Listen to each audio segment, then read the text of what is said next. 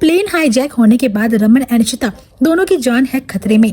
यह है मोहब्बतें के इस एपिसोड में देखने को मिलता है, जहां पर कि शगुन पहले तो हर क्लिनिक में पता करती है डॉक्टर इशिता के बारे में, ताकि वह पता लगा सके कि पीहू ने जिस लेडी को देखा है वह इशिता ही है या फिर कोई और है। अब यहाँ पर पीहू को बाहर निकलने के लिए शगुन बोलती है।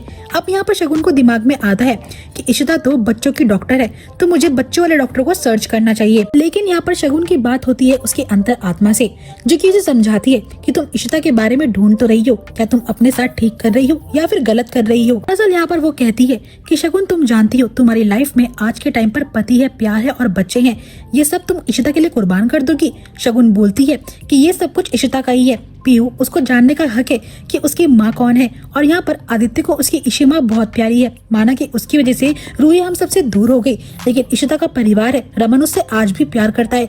जब से इशिता गई है तब से रमन बेजान आत्मा की तरह जी रहा है। लेकिन शगुन की अंतरात्मा बोलती है कि अगर इशिता वापस आ भी गई तो यहाँ पर तेरा क्या होगा, तू कहाँ जाएगी। यहाँ पर शगुन बोलती है अपने आप को फोर्स करते हुए, मेरा चाहे जो भी हो जाए लेकिन इशिता का परिवार में उसे दिलाकर ही रहूंगी। शगुन की अंतरात्मा उससे बोलती है कि तू श्योर भी है कि इशिता जिंदा है या मर चुकी है। अब शगुन जो होती है अपने मन को संभालती है और डिसाइड करती है चाहे कुछ भी हो जाए लेकिन मैं अपने बच्चों की इशी माँ को ढूंढ कर ही रहेगी। दूसरी ओर फ्लाइट में वो हाईजैकर जो होता है वो जानबूझ के सबको गन दिखाकर डराता है, धमकाता है और वहाँ पर एयर होस्टेस को बोलता है कि चुपचाप से पायलट के रूम का दरवाजा खुलवा, लेकिन पायलट जो होते हैं वो गेट ओपन नहीं करते हैं। अब यहाँ पर एक बच्चा बहुत देर से रो रहा होता है, वो हाईजैकर जो होता है उसे बंदूक दिखाकर बोलता है चुपचाप से इस बच्चे को शांत करा लो वरना मैं इसे गोली मार दूंगा। इशिता जो होती बड़ी हिम्मत के साथ उसके सामने खड़ी होती है। रमन उसे देख नहीं पाता लेकिन बोलता है कि औरतें पागल होती है, इस एक के चक्कर में हम सब मारे जाएंगे, ये शांत बैठ क्यों नहीं जाती। इशिता उस हाईजैकर से बोलती है कि बच्चे को भूख लगी है, मुझे उसके लिए पानी लेने के लिए जाना है और मैं तुमसे नहीं डरती हूँ, अगर तुम्हें बच्चा चुप ही कराना है तो फटाफट से उसे खाना खिलवा दो, वह अपना आप शांत हो जाएगा। अब जो हाईजैकर होता है वो एयर होस्टेस को पानी लाने के लिए बोलता है और इशिता को बोलता है कि तुम नीचे बैठ जाओ, लेकिन इशिता यहाँ पर दिखाती है तो रमन बोलता है कि पता नहीं कौन सी पागल लेडी है।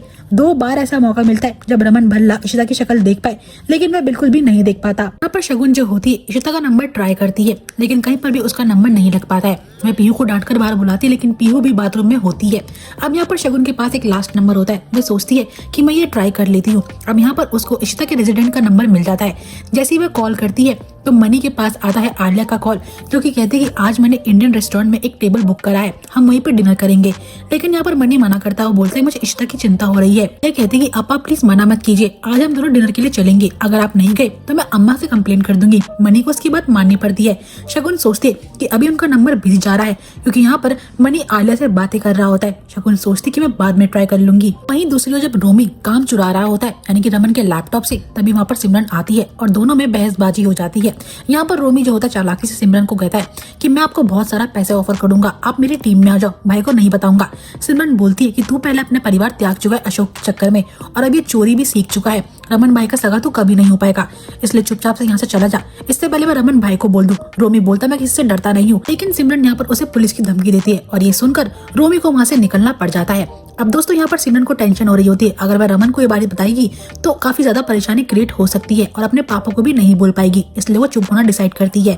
अब यहाँ पर संतोषी जो होती है आदित्य को लेकर एक डॉक्टर के पास आ जाती है। आदित्य बोलते दादी मैं बिल्कुल ठीक हूँ, लेकिन संतोषी इस बात को मानने को तैयार नहीं होती है। संतोषी जो होती है डॉक्टर से कहती है आदित्य की तबीयत ठीक नहीं है। आदित्य बोलता है डॉक्टर मैं बिल्कुल ठीक हूँ, लेकिन मेरी दादी मानने को तैयार नहीं है। डॉक्टर कहता है चाहे कुछ भी हो लेकिन तुम्हारी बॉडी में वीकनेस है, तुम्हें केयर करनी पड़ेगी। अभी वहाँ पर मीका आ जाती है जो कि डॉक्टर से कहती है मैं बाद में मिल लूंगी, मुझे लगा आप खाली होंगे। अब यहाँ पर संतोषी और आदित्य मीका को देख लेते हैं और वो भी उनको देख लेती है। डॉक्टर जो होता है फिर भी मीका को अंदर आने के लिए कहता है और यहाँ पे फिर बताती है कि हमारे मुश्किल वक्त पर आपने हमारा बहुत साथ दिया था, इसलिए मैं अपनी शादी का कार्ड आपको देने के लिए आई हूँ, मैं और रोमी शादी कर रहे हैं।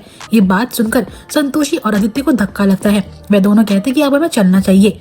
डॉक्टर से मिलने के बाद जब संतोषी बाहर जाती है तो बहुत रो रही होती है। आदित्य संभालता और कहता है कि दादी मैं जानता हूँ आपको रोमी चाचू की याद आ रही है। संतोषी बोलती है कि रोमी की तबीयत खराब थी, मुझे पता था, लेकिन मैं उससे पूछ नहीं पाई, आज उसकी शादी होने वाली है और हमें इस बारे में पता ही नहीं है। सबसे पहला कार्ड हमें मिलना चाहिए था लेकिन गैरों को मिल रहा है। कान लगाकर डॉक्टर की बात सुनने के लिए निकल पड़ती है। आदित्य को काफी फिक्र होती है अपनी दादी की। दूसरी ओर मीका कहती है कि जब रोमी और मैं बहुत बड़ी प्रॉब्लम में थे और रोमी बीमार था तब डॉक्टर आपने ही हमारी मदद करी थी, लेकिन अब सब कुछ ठीक है। यहाँ पर आदित्य डिसाइड करता है अपनी दादी के कहने पर कि उसे रोमी की बातें जो है घर में किसी से नहीं बोलनी है, खास करके सिमरन बुआ से। दूसरी ओर यहाँ पर आलिया जो होती है अपने पिता को लेकर पहुंच जाती है इंडियन रेस्टोरेंट में और यहाँ पर शगुन एक बार फिर से जब कॉल ट्राई करती है तो कोई फोन कॉल नहीं उठाता है। शगुन को फिक्र हो रही होती है, आखिरकार ये फोन क्यों नहीं उठा रहे, मैं कैसे पता लगाऊंगी कि यहाँ पर इशिता जिंदा है भी या नहीं। ये फ्लाइट की बात जहाँ पर कि सभी लोग हाईजैकर से बड़े ज्यादा परेशान होते हैं और पायलट भी फोन नहीं उठा रहा होता है। तभी एकदम से टर्बुलेंस क्रिएट होता है जिसकी वजह से पूरी फ्लाइट हिल जाती है। अब जो हाईजैकर होता है वो अपने सारे कपड़े उतार देता है और अपनी मूछें भी। रमन और इशिता सोचते हैं कि आखिरकार ये कर क्या रहा है।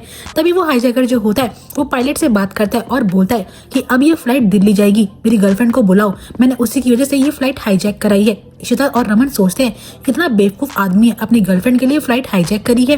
कॉल कट करने के बाद वो सबको बताता है कि मेरी गर्लफ्रेंड के पिता जो हैं मुझे बिल्कुल पसंद नहीं करते थे, उसके लिए मैंने ऑस्ट्रेलिया जाकर पढ़ाई करी, खूब पैसे कमाए, लेकिन अब वे हम दोनों की बात नहीं होने दे रहे। मैं जानता हूँ कि मेरी गर्लफ्रेंड मेरा वेट कर रही है, इसलिए अब मैं दिल्ली में जाकर ही ये फ्लाइट रोकूंगा। और ये बात सुनकर सभी लोगों को गुस्सा आता है, इतनी स्टूपिड रीजन की वजह से इसने फ्लाइट को हाईजैक करा है और ये फ्लाइट को मुंबई की जगह दिल्ली लेकर जाना चाहता है।